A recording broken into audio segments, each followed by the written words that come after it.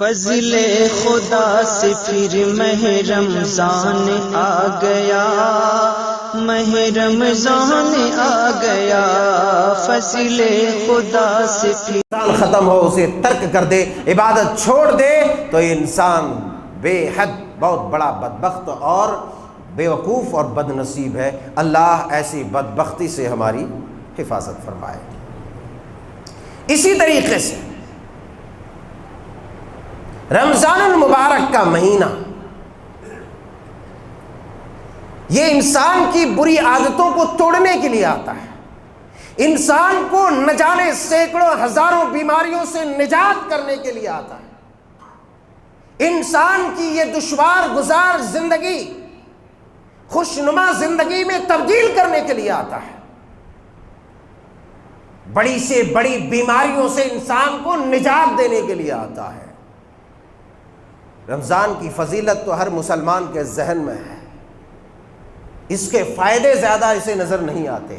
اس لیے کہ یہ قوم فضیلتوں کے نہیں فائدے کے عادی ہے، یہ قوم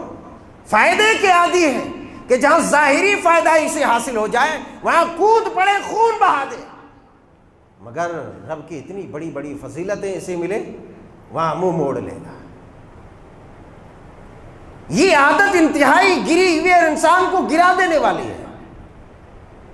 روزہ جہاں انسان کو پاک و صاف کرنے کے لیے آتا ہے وہاں بہت ساری بڑی بڑی بیماریوں سے اسے نجات دینے کے لیے بھی آتا ہے، انسان کو ایک بااخلاق اور باکردار مہذب انسان بنانے کے لیے آتا ہے۔ لیکن افسوس تب ہوتا ہے کہ روزہ ان تمام چیزوں کو روکنے والی عبادت ہے، ان تمام بے حیائی اور فضول رفث لغو اور بیہودہ کاموں سے روکنے والی عبادت ہے،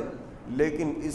عبادت کے ساتھ چمٹے رہنے کے باوجود بھی جو لوگ ان گری ہوئی حرکتوں سے، اپنی بد زبانی سے، اپنے بد کرداری سے بچ نہیں پاتا، اس سے بڑا بیوقوف اور بدبخت کوئی ہے ہی نہیں ہے۔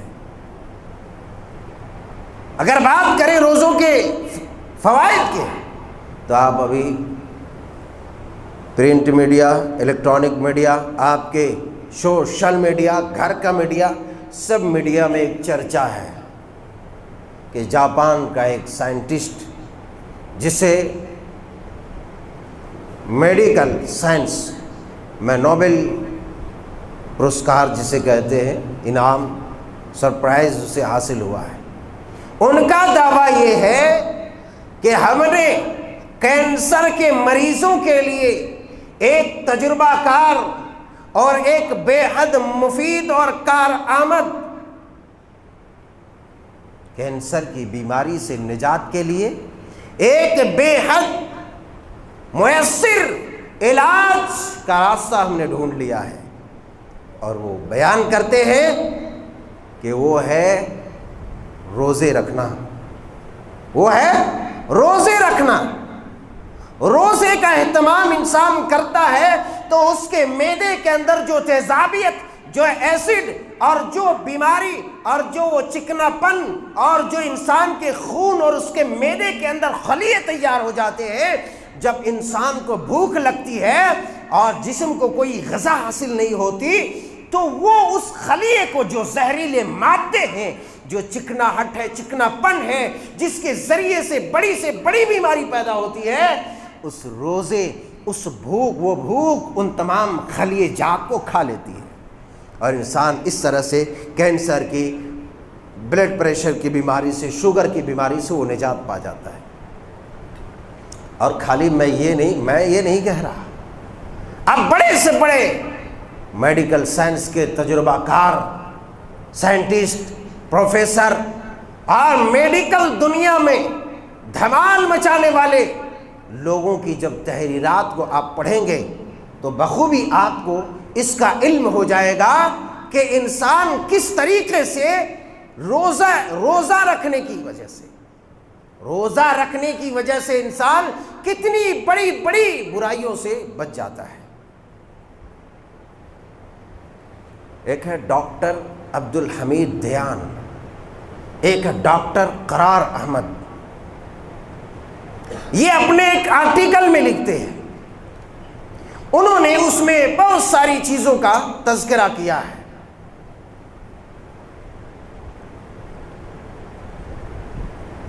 جہاں بہت ساری بیماریوں کا تذکرہ کیا ہے کہ روزہ رکھنے سے انسان اس بیماریوں سے پاک ہوتا ہے، وہاں جو بڑی بڑی بیماریاں ہیں، جیسا کہ ابھی آپ کے سامنے میں نے رکھی، چاہے وہ کینسر ہو، چاہے وہ شوگر ہو، وہ بلڈ پریشر ہو، یا پھر دم میں تک کی بیماری، یا پھر انسان ہردے کی بیماری، دل کی بیماری سے جو متاثر ہے، ایسی بیماریوں سے پاک تو ہوتا ہی ہے، مگر انسان مزید نفسیاتی اور جذباتی کمزوریوں سے وہ پاک ہو جاتا ہے. وہ جذباتی کمزوریوں سے وہ پاک ہو جاتا ہے. اس طریقے سے لوگوں نے، میڈیکل دنیا کے بڑے بڑے جرنیلوں نے تذکرہ کیا ہے. تو جب اتنے بڑے بڑے فائدے ہمیں حاصل ہیں تو ہمیں اس پاک پروردگار کا کتنا شکریہ ادا کرنا چاہیے، کتنا شکریہ ادا کرنا چاہیے. اور ایک ہے ڈاکٹر شاہد، جو امریکہ کے Indiana university school of medicine کے بہت بڑے پروفیسر ہیں، ایسوسائٹ پروفیسر. وہ لکھتے ہیں کہ اگر کوئی انسان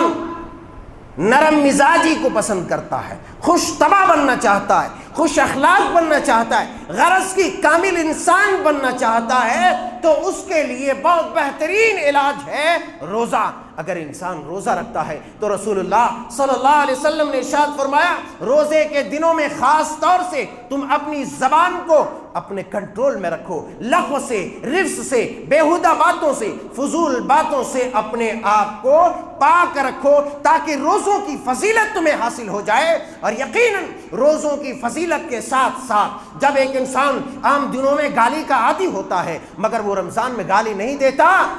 اور پھر یہ عادت پڑ جاتی ہے، دھیرے دھیرے رفتہ رفتہ وہ گالیوں پر کنٹرول کر لیتا ہے، بد زبانی پر کنٹرول کر لیتا ہے، بدمعاشی پر کنٹرول کر لیتا ہے، تو اس طرح سے ایک انسان بامہذب، بااخلاق اور باکردار بن جاتا ہے. تو روزہ بہت ساری خوبیوں کا حامل ہے اور روزے دار بہت ساری خوبیوں کا حامل ہوتا ہے، مگر جو لوگ روزہ رکھنے کے باوجود بھی ان حرکتوں سے نہیں بچتا ہے، اسے کوئی چیز حاصل ہونے والی نہیں ہے. نہ ہی روزوں کی فضیلت سے وہ فیضیاب ہو سکتا ہے، اور نہ ہی اس کے نصیبے میں روزوں کا جو سب سے بڑا ایوارڈ ہے وہ حاصل کر سکتا ہے، جو اللہ تبارک و تعالیٰ نے چھپا کے رکھا ہے. اچھا، پھر 1 مہینہ پابندی کے ساتھ رہنا، پھر وہی کام شروع کر دینا، وہ برائیاں آپ کی نیکیوں کو کھا جائے گی. ہے تو یہاں یہ کہ ان الحسنات یذہبن السیئات، کہ انسان گناہ ہو گیا، نیکیاں کرتا گیا تو وہ نیکیاں اس کے گناہ کو کھا جاتی ہیں، مٹا دیتی ہے. مگر یہ کہ ہم نیکیاں کریں 1 مہینہ اور پھر سے اپنے انہی حرکتوں پر واپس آ جائیں، تو پھر وہ گناہ ہماری نیکیوں کو ماند کر دے گا،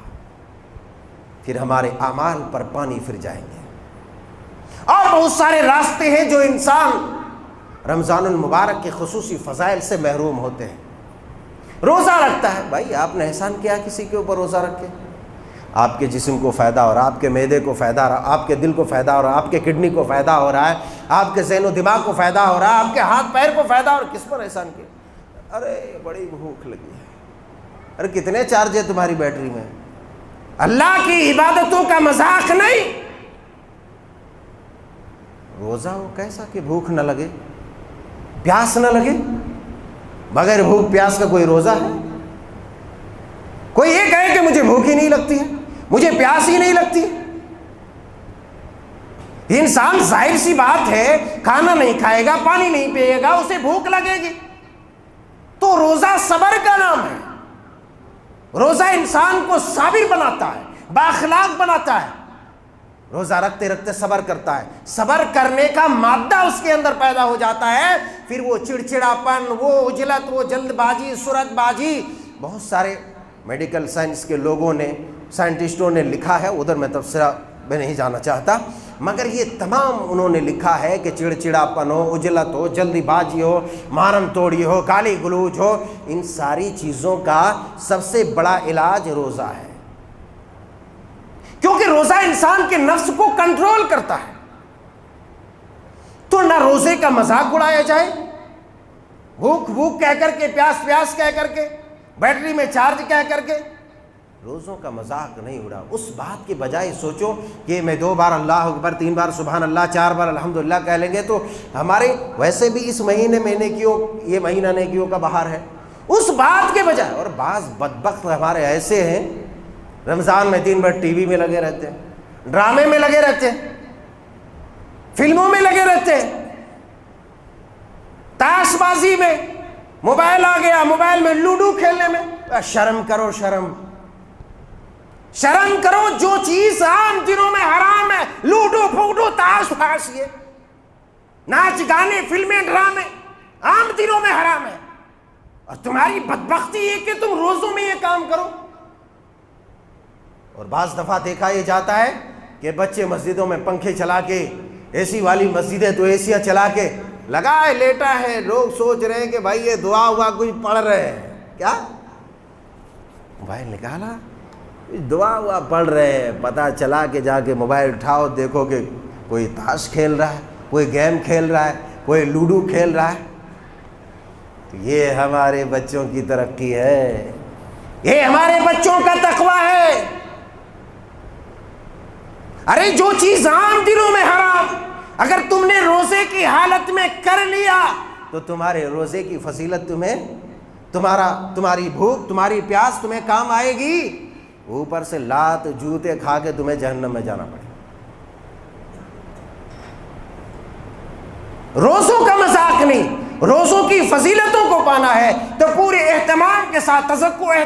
احتشام کے ساتھ تمہیں روزوں کا اہتمام کرنا ہے، جہاں اپنی زبان کو کنٹرول میں رکھنا ہے، اپنی آنکھوں کو بھی، اپنے ہاتھ کو بھی، اپنے پیر کو بھی کنٹرول میں رکھنا ہے۔ آئیے اور دیکھتے ہیں ہم روزوں کی فضیلت کے ضمن میں ایک حدیث صحیح بخاری شریف کتاب الجہاد اور صحیح مسلم شریف کتاب الصیام کی ایک حدیث آپ کے گوش گزار کرتا ہوں۔ بھائی میں حدیث پڑھنے سے پہلے آپ کو ایک بار پھر انتباہ کرتا ہوں، اطلاع کرتا ہوں، گزارش کرتا ہوں کہ آگے آ کے بیٹھیں، آگے جگہ خالی رہیں، اس جگہ سے جتنا قریب رہیں گے اتنا آپ کا فائدہ ہے۔ یہ دونوں جگہیں اتنی مقدس ہے، اتنی مقدس ہے، اس جگہ پر جو آدمی کھڑا ہوتا ہے اس سے جتنا قریب رہو گے اتنا فائدہ ہوگا۔ تو فوکٹ میں جو فائدہ مل رہا ہے کم از کم وہ تو لو، فوکٹ میں جو فائدہ لے رہا ہے وہ تو مل رہا ہے وہ حاصل کرو۔ بہرحال اس کا خیال رکھیں، بار بار کہنا نہ پڑے۔ عن ابی سعید الخدری رضی اللہ تعالی عنہ قال قال رسول اللہ صلی اللہ علیہ وسلم ما من عبد يصوم يوما الا بعد الله بذلك اليوم وجهه عن النار 70 خریفا۔ اور کیا چاہیے آپ کو، اور کیا چاہیے؟ حضرت ابو سعید خدری رضی اللہ تعالیٰ عنہ بیان فرماتے رسول اللہ صلی اللہ علیہ وسلم نے ارشاد فرمایا، جو بندہ اللہ کے راستے میں ایک دن کا روزہ رکھتا ہے،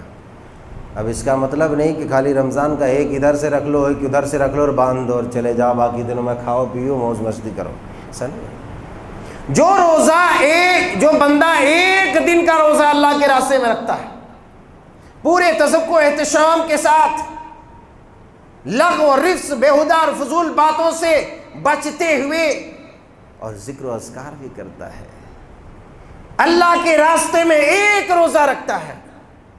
اللہ اس روزے کے ذریعے سے اس انسان کے چہرے کو، یعنی اس انسان کو جہنم سے 70 سال دور کر دیتا ہے۔ اللہ اکبر، 70 سال۔ الا بعد اللہ بذلک اليوم وجهه عن النار 70 خریفا، 70 سال اللہ اس کو جہنم کی آگ سے دور کر دیتا ہے۔ آپ کتنے روزہ رکھتے ہیں سال میں؟ یہ ایک مہینہ مسلسل ہم میں سے کتنے ہوں گے جو نفل رکھتے ہوں گے، جو پیر اور جمعرات کو رکھتے ہوں گے، جو ایام 20 کے رکھتے ہوں گے، ان کا عالم کیا ہوگا۔ لیکن یہ تمام فضیلتیں اس وقت آپ کو حاصل ہوں گی جب آپ روزوں کا اہتمام پورے احتساب کے ساتھ کریں گے، اپنی زبان، اپنے اعضاء، اپنے جسم اور اپنے تمام چیزوں کو کنٹرول میں رکھتے ہوئے، اللہ کے حوالے کیے ہوئے، بے حیائی، برائی، فحشکاری اور دیگر لغو و رفث سے بچتے ہوئے، تب آپ کو یہ فضیلت حاصل ہوگی۔ ورنہ آپ کی بھوک آپ کے پاس، آپ کی پیاس آپ کے پاس، اللہ کا روزہ اللہ کے پاس، آپ کو کچھ بھی ملنے والا نہیں۔ رمضان المبارک کے مہینے میں انسان اگر رمضان کی نیکیوں سے، اس کی بہاروں سے، اس کی فضیلتوں سے فیضیاب ہونا چاہتا ہے تو اس رمضان کے سنہرے موقع پر آدمی زیادہ سے زیادہ ذکر و اذکار کے ساتھ ساتھ، قرآن کی تلاوت کے ساتھ ساتھ آدمی صدقہ و خیرات کرے۔ یہاں پر صحیح بخاری شریف کتاب بدء الوحی اور صحیح مسلم شریف کتاب الفضائل کی ایک حدیث پہلے میں گوش گزار کرتا ہوں، اور پھر اگر سوئیوں نے زیادہ زیادتی نہیں کی تو ایک اور حدیث آپ کے گوش گزار کرنے کی کوشش کروں گا انشاءاللہ تعالی۔ عن ابن عباس رضی اللہ تعالی عنہما قال كان رسول اللہ صلی اللہ علیہ وسلم اجود الناس وكان اجود ما يكون في رمضان حين يلقاه جبريل عليه الصلاة والسلام وكان جبريل يلقاه في كل ليلة من رمضان فيدارسه القرآن فلرسول الله صلى الله عليه وسلم حين يلقاه جبريل أجود بالخير من الريح المرسلة۔ یہ صحیح بخاری شریف اور صحیح مسلم شریف کی حدیث ہے، جیسا کہ آپ نے سنا۔ حضرت عبداللہ ابن عباس رضی اللہ تعالی عنہما بیان فرماتے ہیں کہ رسول اللہ صلی اللہ علیہ وسلم لوگوں میں سب سے زیادہ سخی، لوگوں میں سخی جانتے ہیں؟ اللہ کے راستے میں لٹانے والا، بے دریغ اس کی رضا اور رغبت کے لیے لٹانے والا، لوگوں میں خرچ کرنے والا، محتاجوں کو دینے والا، اور جہاں